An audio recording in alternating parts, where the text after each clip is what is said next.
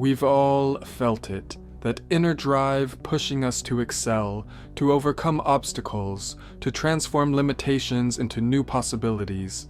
Perhaps you've experienced it when pursuing a challenging project, standing up for your values in a difficult conversation, or pushing yourself beyond what you thought possible in a personal goal. This force, this intrinsic motivation that propels human achievement and self-mastery, was what Friedrich Nietzsche identified as the will to power, perhaps his most profound and misunderstood philosophical concept. When most people hear will to power, they immediately think of domination, control over others, or political might. This misinterpretation has led many to dismiss Nietzsche's insights, or worse, twist them to justify oppression. But Nietzsche's actual conception was far more nuanced and personally liberating than these caricatures suggest. For him, the will to power wasn't primarily about controlling others. It was about mastering oneself, overcoming limitations, and creating new values and possibilities. My idea is that every specific body strives to become master over all space and to extend its force, its will to power, and to thrust back all that resists its extension, Nietzsche wrote. While this might sound aggressive, his deeper meaning becomes clear when we understand that the body he refers to isn't just physical, but encompasses our entire being, our capacities, talents, and potential. In this light, the will to power reveals itself as the fundamental drive behind personal growth, creative expression, and authentic living. It's not about dominating others, but about constantly surpassing yourself, transforming challenges into opportunities for growth, and creating meaning in a world that doesn't provide it ready-made. Far from being an abstract philosophical concept, this understanding of the will to power offers profound insights for navigating everyday challenges in our work, relationships, and personal development. How might we recognize and harness this force in our daily lives? Let's explore how Nietzsche's concept manifests in various domains, and how understanding it can transform our approach to life's challenges. At its core, the will to power in Nietzschean terms is about self-overcoming. What is good? Nietzsche asked. All that heightens the feeling of power, the will to power, power itself in man. Note that he speaks of power in man, not over others. This distinction is crucial. The authentic will to power directs its energy primarily inward, towards self-mastery and personal expansion, rather than outward toward controlling others. In the workplace, this principle manifests most healthily, not as domineering leadership or competitive backstabbing, but as the drive for excellence and self-development. Consider the difference between the manager who builds their authority through intimidation versus one who earns respect by continually developing their capabilities and helping others grow. The first exemplifies a corrupted, externalized will to power. The second embodies its authentic expression. Have you noticed this distinction in your own work environment? Perhaps you've experienced bosses who rely on their position to command respect, versus those who inspire it through demonstrated mastery and genuine leadership. The difference isn't just in management style, but in their understanding of what power truly means. Nietzsche would argue that the most fulfilling and sustainable form of professional advancement comes not from outmaneuvering colleagues or accumulating titles, but from the continuous development of your capabilities. The doer alone learneth, he wrote, emphasizing that true growth comes through action and practical engagement, not just theory or contemplation.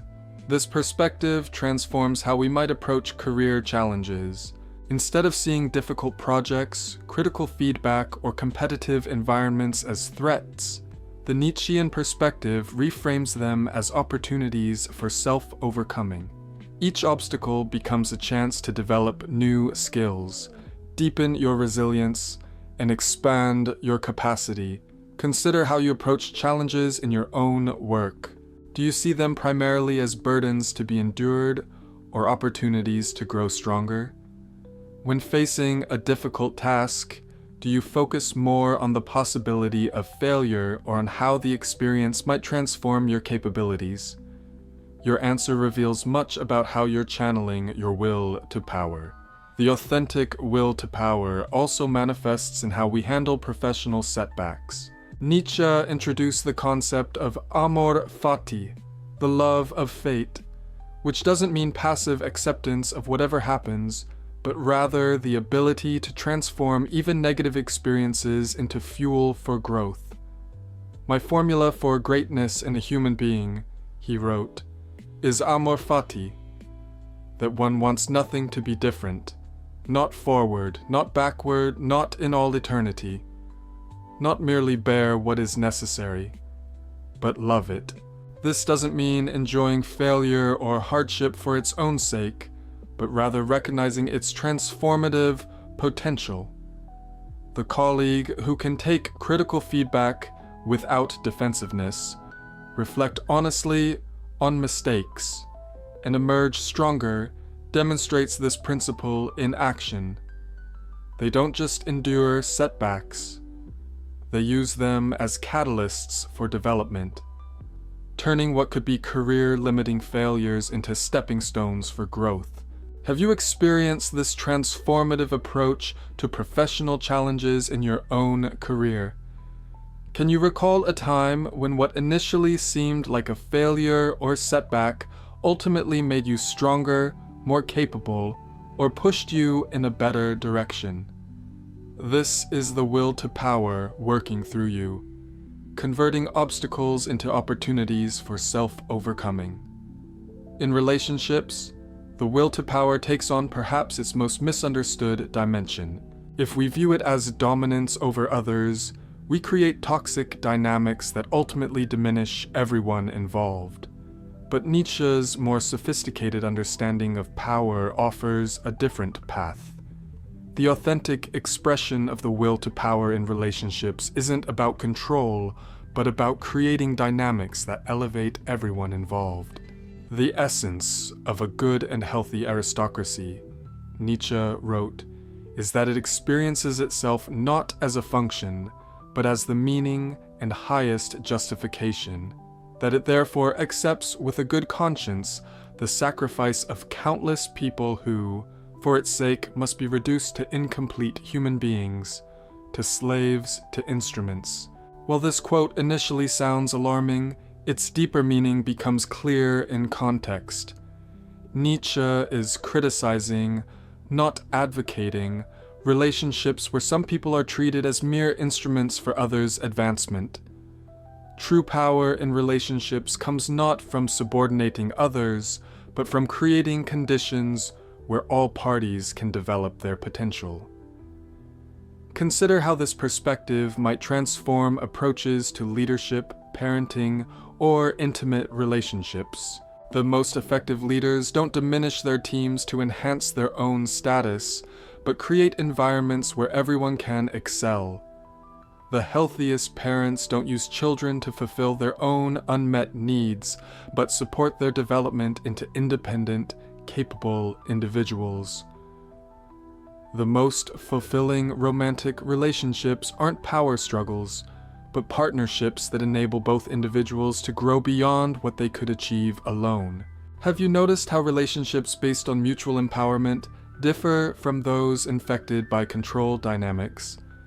The former generate increasing energy and possibility. The latter deplete everyone involved, including the supposed dominant partner. This distinction reveals the difference between authentic will to power and its corrupted expressions. Nietzsche's concept also illuminates the importance of boundaries in healthy relationships. The noble soul has reverence for itself, he wrote, highlighting that self-respect is fundamental to authentic living. Setting boundaries isn't selfish, but essential for maintaining the integrity required for genuine connection. Consider how you handle boundary violations in your own relationships. Do you accommodate others' demands at the expense of your own well-being? Or do you maintain appropriate boundaries while still engaging compassionately? Your approach reflects your relationship with your own will to power, whether you're channeling it towards self-respect or surrendering it to avoid conflict. Perhaps most profoundly, the will to power manifests in our relationship with ourselves, our internal dialogue, our approach to personal growth, and our capacity for self-creation. One must still have chaos in oneself to be able to give birth to a dancing star. Nietzsche wrote, suggesting that our internal contradictions and struggles aren't weaknesses to be eliminated, but creative forces to be harnessed. This perspective transforms how we might approach personal development. Rather than seeing our inner conflicts, doubts, or limitations as problems to overcome, we might recognize them as the very material from which we forge our unique contribution to the world. The artist who transforms personal suffering into moving work, the entrepreneur who converts limitation into innovation, the individual who uses past mistakes as the foundation for wisdom, all embody this principle in action. Consider your own approach to personal growth. Do you try to eliminate all internal conflict and doubt? Or do you recognize these tensions as potentially generative forces that, when engaged properly, can fuel your development? The difference reflects how you're channeling your will to power internally. Nietzsche's concept of self-overcoming is particularly relevant here. Man is something that shall be overcome, he wrote. What have you done to overcome him? This doesn't mean rejecting your humanity, but continuously expanding your capabilities, transcending self-imposed limitations, and becoming more fully yourself. This perspective transforms our relationship with comfort and challenge. From a Nietzschean view, comfort isn't the ultimate goal, but often an obstacle to growth. The discipline of suffering, of great suffering. Do you not know that only this discipline has created all enhancements of man so far? Growth requires pushing beyond comfortable boundaries, embracing productive struggles rather than avoiding them. Have you noticed this dynamic in your own development? Perhaps you've experienced how periods of greatest challenge, though uncomfortable, often yield the most significant growth. The workout that pushes your limits builds more strength than the one that keeps you comfortable. The project that stretches your abilities develops more skill than the one well within your current capacity. The conversation that requires genuine vulnerability creates more connection than safe, surface-level exchanges. This isn't to glorify suffering for its own sake, but to recognize challenge as essential for development. The will to power expresses itself not in avoiding difficulty, but in engaging it productively, transforming resistance into growth. As Nietzsche put it, the most spiritual human beings, assuming they are the most courageous, also experience by far the most painful tragedies. But it is precisely for this reason that they honor life, because it brings against them its most formidable weapons. While Nietzsche's insights offer powerful guidance for channeling the will to power constructively, it's equally important to recognize its potential distortions. When misdirected, this fundamental drive can manifest in destructive ways that ultimately diminish rather than enhance our lives and relationships. The most common distortion is what we might call the dominance fallacy, the belief that power primarily means control over others. This misinterpretation leads to behaviors that might provide the illusion of power, but ultimately create weakness. The manager who rules through fear may gain compliance but loses the creative potential and loyalty that come with genuine leadership. The partner who controls through manipulation may avoid vulnerability, but also prevents authentic connection. The individual who measures worth through comparison to others remains trapped in external validation rather than developing intrinsic strength. Have you observed this distortion in your professional or personal environments? Perhaps you've worked with individuals who confuse intimidation with leadership or encountered relationships where control masquerades as care. These patterns reveal not the authentic will to power, but its shadow, a fear-based response to the anxiety of genuine self-development. Another common distortion is passive resignation, disguised as acceptance.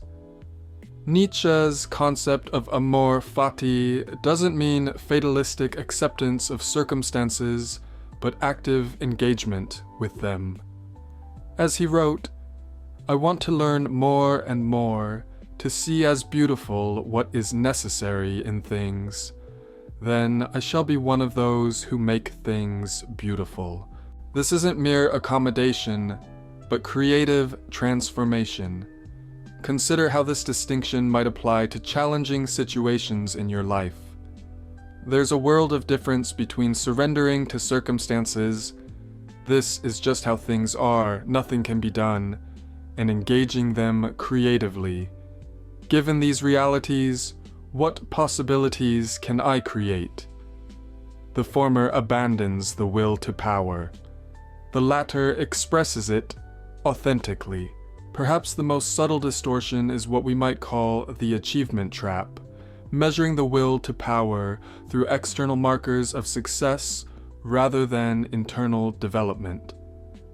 Nietzsche was deeply critical of those who sought validation through conventional accomplishments rather than authentic self-expression. The individual has always had to struggle to keep from being overwhelmed by the tribe, he wrote. If you try it, you will be lonely often, and sometimes frightened. But no price is too high to pay for the privilege of owning yourself. This perspective challenges the conventional equation of power with status, wealth, or recognition. True power, in Nietzsche's view, might sometimes require sacrificing these external markers for the sake of authentic self-development. The professional who chooses meaningful work over prestige. The artist who prioritizes creative integrity over commercial success. The individual who follows their own values rather than social expectations. All might be expressing the will to power more authentically than those who accumulate conventional achievements at the cost of their authentic development. How might we apply these insights to channel the will to power constructively in our everyday lives? Several practical approaches emerge from Nietzsche's philosophy. First, redirect competitive energy towards self-overcoming rather than defeating others. He who fights with monsters should look to it that he himself does not become a monster, Nietzsche warned. Competition is most productive when it focuses on surpassing your previous limitations rather than dominating others. The colleague who uses challenges as opportunities to develop new skills rather than opportunities to outshine peers channels this energy constructively. In practical terms, this might mean tracking your progress against your own previous performance rather than constantly comparing yourself to others. It might mean celebrating others' achievements genuinely, recognizing that their growth doesn't diminish your own. It might mean approaching difficult workplace situations by asking, "How can I develop through this challenge?" rather than, "How can I come out on top?" Second, develop the discipline of transforming obstacles into opportunities. The strength of a person's spirit would then be measured by how much truth he could tolerate, or more precisely, to what extent he needs to have it diluted, disguised, sweetened, muted, falsified, Nietzsche wrote. This capacity to face reality squarely without evasion or self-deception forms the foundation for genuine growth. In practice, this means developing the habit of asking powerful questions when facing challenges. What can I learn from this situation? How might this obstacle contain the seeds of opportunity? What capacities might I develop by engaging this difficulty productively? These questions transform your relationship with adversity, activating the will to power as a creative rather than reactive force. Third, practice what Nietzsche called giving style to one's character, the conscious shaping of yourself through disciplined choices rather than passive reaction to circumstances. One thing is needful, he wrote, to give style to one's character, a great and rare art. It is practiced by those who survey all the strengths and weaknesses of their nature, and then fit them into an artistic plan until every one of them appears as art and reason, and even weaknesses delight the eye. This approach treats personal development as a creative project rather than merely correcting flaws or accumulating skills. It involves understanding your unique configuration of strengths, weaknesses, experiences, and potentials, then consciously shaping these elements into a cohesive whole that expresses your distinctive contribution. In practical terms, this might mean identifying your core values and consciously aligning your choices with them. It might mean developing practices that strengthen your capacities in areas that matter most to you.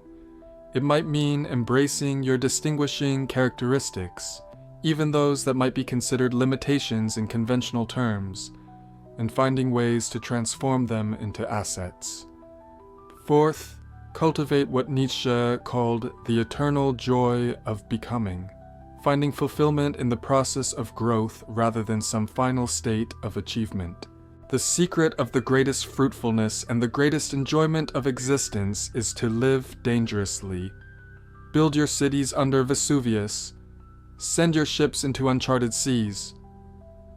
This orientation toward continuous becoming, rather than static being, transforms how we experience the journey of development. In practice, this means finding satisfaction in the process of growth itself rather than deferring fulfillment to some future state of completion. It means recognizing that the joy of mastering a skill lies not just in the eventual expertise, but in the experience of progressive development. It means approaching relationships not as fixed arrangements, but as evolving journeys of mutual discovery. Have you experienced this distinction between becoming-oriented and being-oriented approaches to life? Perhaps you've noticed how goal-fixated individuals often experience letdown after achieving what they sought, while those who find joy in the process itself experience continuous fulfillment. The difference reflects their relationship with the will to power, whether they're channeling it toward external achievements or internal development. Finally, embrace what Nietzsche called the great health, a condition of overflowing vitality that enables continuous self-overcoming.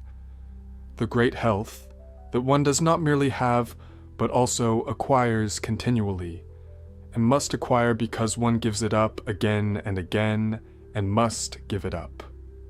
This isn't just physical wellness, but a holistic vitality that enables genuine engagement with life's challenges. In practical terms, this means attending to all dimensions of your well-being, physical, mental, emotional, and spiritual, not as ends in themselves, but as foundations for your continued growth and contribution. It means recognizing that self-care isn't selfish, but essential for sustainable development and impact. It means creating rhythms of engagement and renewal that support your capacity for meaningful action. As we integrate these perspectives into our everyday lives, Nietzsche's concept of the will to power transforms from abstract philosophy to practical wisdom. It offers a framework for understanding our fundamental drives and channeling them toward authentic development rather than distorted expressions. In work, it redirects competitive energy toward excellence and contribution rather than dominance. In relationships, it transforms power dynamics from control to mutual empowerment. In our relationship with ourselves, it offers a path of continuous self-overcoming that finds fulfillment in the process of becoming rather than static achievement.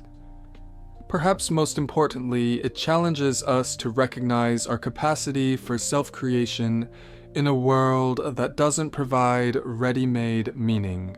He who has a why to live for can bear almost any how, Nietzsche wrote, highlighting that our ability to create purpose through our choices constitutes our most profound expression of the will to power. This understanding doesn't eliminate life's difficulties, but transforms our relationship with them. Challenges become opportunities for development.